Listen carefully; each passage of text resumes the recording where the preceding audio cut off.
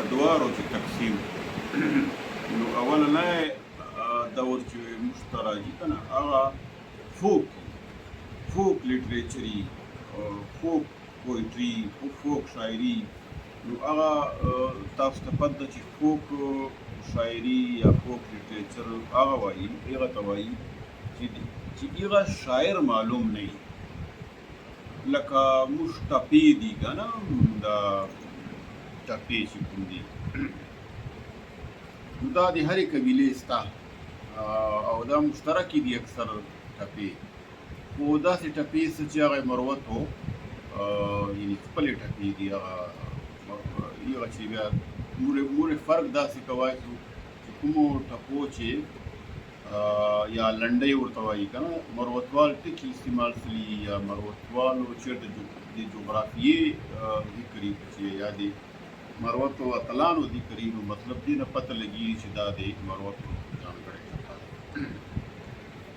داسې چې کومې سندرې دي لکه وزیرو خپلې سندرې دي بنوچیو به خپلې سندرې بلې قبیلې خپلې سندرې او مروتو خپلې چې کوم سندرې دي هغه فوک سندرې دي لکه سار خور سو په غره بران لکه وړه وړه راځي ما پوښتن کړی یا داسې نورې نو دغه دا فوک ادبي مروتو ډېر ریچ ده ودان ده او دې نه بعد چې دا فوک دور نه تېر شو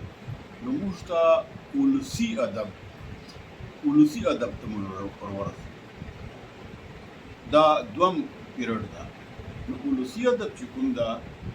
دا دلته موږ ته د مروتو ولسي ادب چې موږ ته په باقاعده ډول باندې چې مخې ته راځي د مروتو کسرونه دي مروتو دا کسرونه چې کوم دي ما په خیال دا د نورو قبیلو نسته دي کسرونه داسې دي چې دا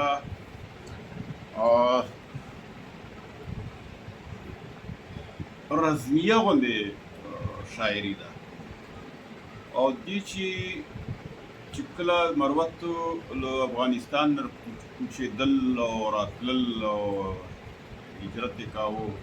او بیا داسې په دې جنوبي وزیرستان باندې او په دې سیمو باندې تېرسلي دي جاټان ته راغلي دي داسې ځایونو ته راغلي دي او دا علاقه د نیازیانو په قبضې کې وه دا تل علاقه ورته وایي یا دلته مروتو به دغې ته راتلو ځکه کوشش کړی ما خیال ده چې په هغې زمانې چې به ضرورت و چې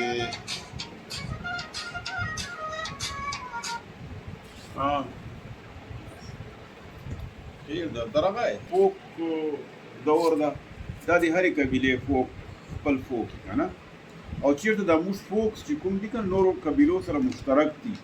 چندې فوکس هغه په ټپو په شکل چې دي که سندرو په شکل دي هغه موږ جلا دي جدا دي له نورو ګاونډي قبیلو نه یا د پښتنو نورو قبیلو نه اچھا فوک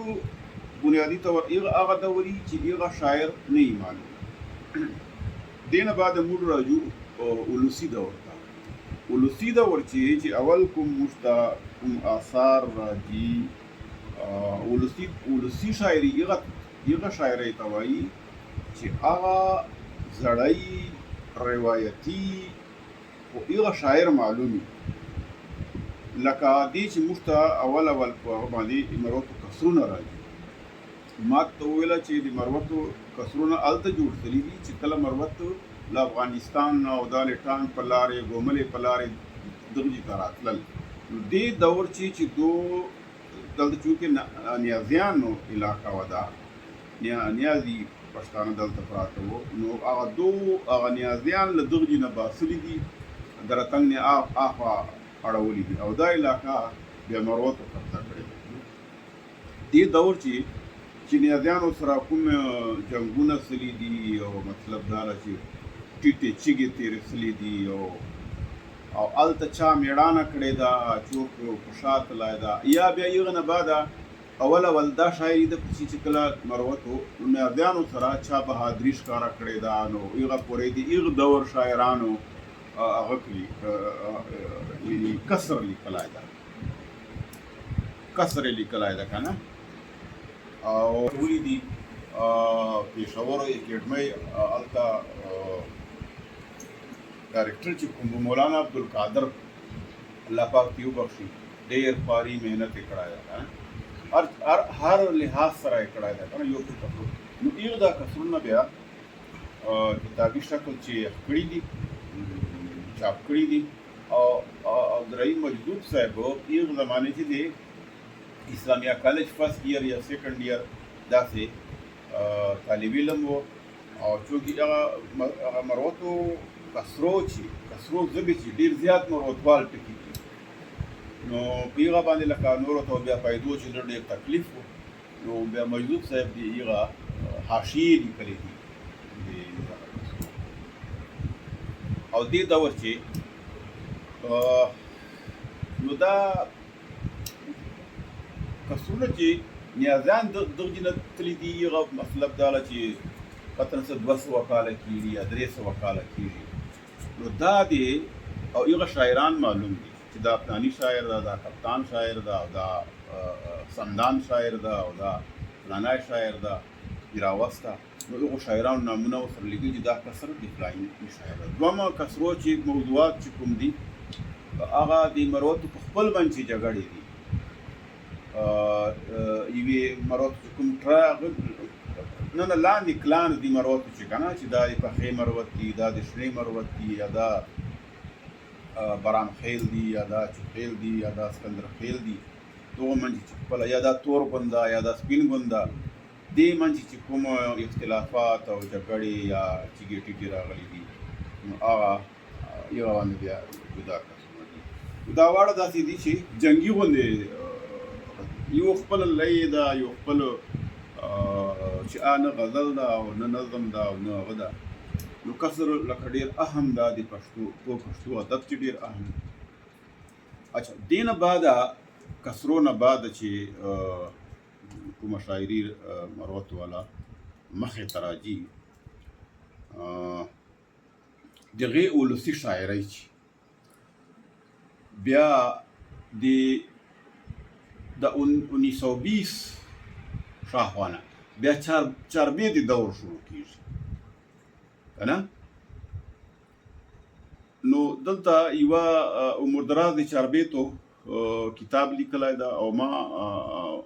یعنی دا درخواست کړی و یوه چاربیته ما وروه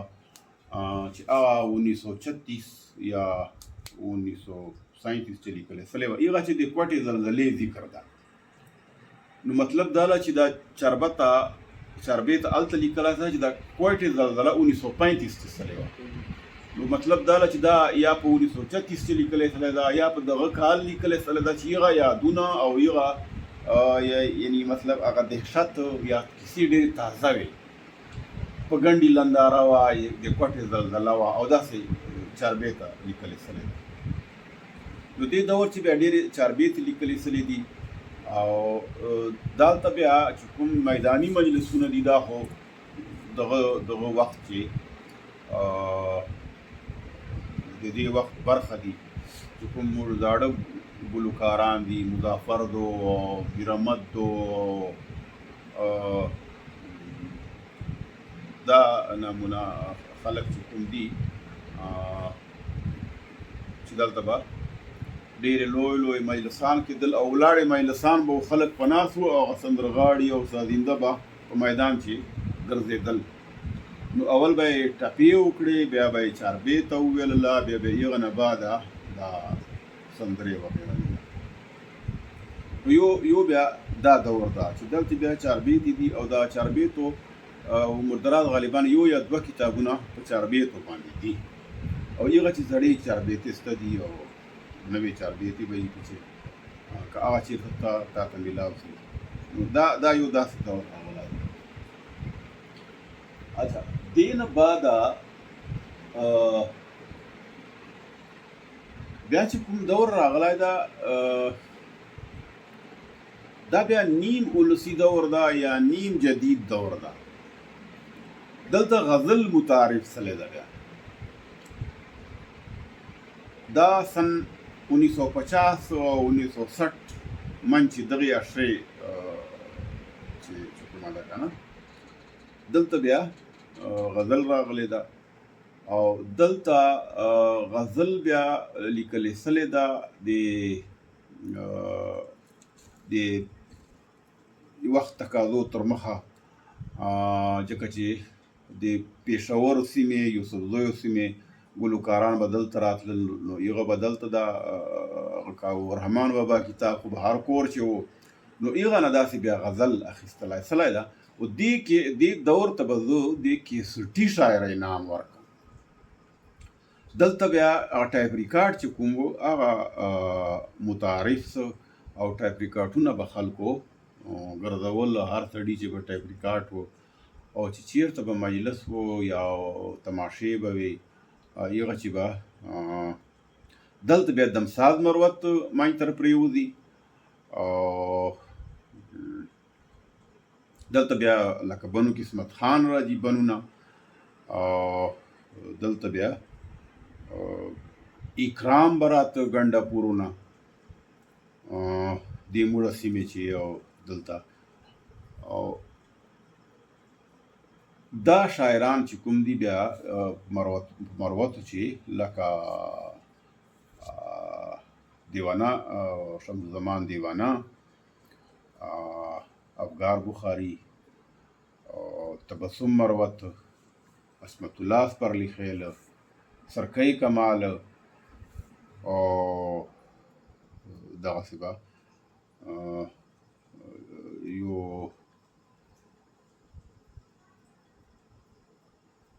یو نگار رؤف نگار او مطلب دا شاعران چې کوم دي که نه دا د دغه دور ولسي شاعران دي یا دلسوز بلکل دا دې چې بیا ته خپله لږ کې نوره به ورګډ کړي که نه د معلومات ځکه چې ما ته به ذهن ته اوس نه یې اختلی که نه اچھا دا بل دا ده چې دې چې یو هغه مخلص و ته جوړي و که نه مخلص ته جوړي یو فضل الرحمن محسن و ده به نظم لیکه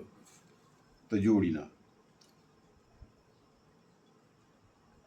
او دا بلا شاعران دي دې دور چې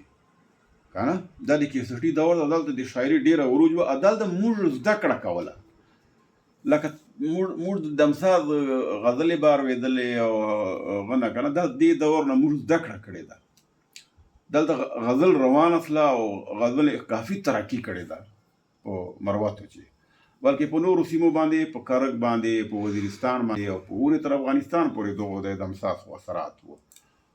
اوس یې افغانستان خلک ډېر زیات کوي. اچھا دې نه بعد داسې چې موږ رایسو دا کیسټي دور نو دلته بیا د نوې په دهایي چې که نه دلته بیا کتابي ادب شروع سلی ده کیسټي ادب سره سره کتابي ادب شروع سلی ده او دا ټول دی چې کار زیار دا د عمردراز مروت او د سلیم قرار صاحب و پوهېدلی که نه او د قاسم محمود و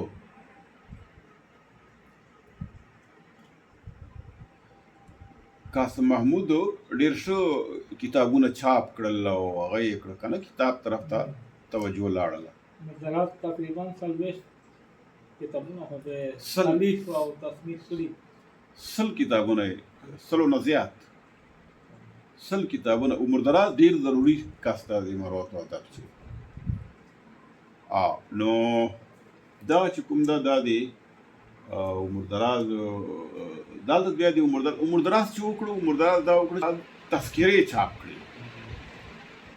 او دا تذکرې چې د نوي شاعران مخې ته راوستل او شاعران یو بل سره متعارف کړل مطلب دا چې ما تذکیره چې ما نام راغی خو ما سره خو 40 نور شاعران فرض کا غسل کنه نو ما ته یو پته ولګی دا فلانای شاعر دا فلانای شاعر دا او بل دا چې یو شاعرانو سره به یو صفای هغه پیژنګلو مطلب پته به ولګی دا فلانی کلی دا فلانی زوی دا دومره تعلیم دا او دومره هغه دا نو یو اویرنس شاعران په متعلق راغی شاعران یو بل وپېژندل رابطه پیدا شوله که نه ایغه ذریعه مدراب مروت دا تحریری رواج ادبي شکل چې کینو وخت شکل دا خو به قاسم محمود دنه مخکې کار کړی دی مجذوب صاحب کتابونه چاپ سلی دي مجذوب صاحب کتابونه چاپ سلی دي هغه به دینه مخکې دي ویل کنه چې موږ مروت کله تحریری او کلمی دور تراجو یا کتابی دور تراجو نو دلته و دې چې زه غواړم چې یاره دا قاسم محمود او عمر دراز خو لږ کې وروسته ده که نه نو یو خو قاسم محمود دا خدمت کړی ده چې هغه ډېر کتابونه مختلف چاپ کړي دي چې کوم منایاب کتابونه و لکه څو که نه او خپل بیا چې ډېر های په مای په ترغه درواچي او خو بیا پسې چې کوم دا مجذوب صاحب چې اورنای کتاب بچه مال چاپ سلی که نه دې ما ته علم نشته دا به هغه کتاب نه بیا معلومول غواړي یا خو بیا ورسره بیا ډېر چې کوم ده که نه دا خو مطلب یو د قاسم خان و جان د کتاب کاوټینګ ځان سره نیولی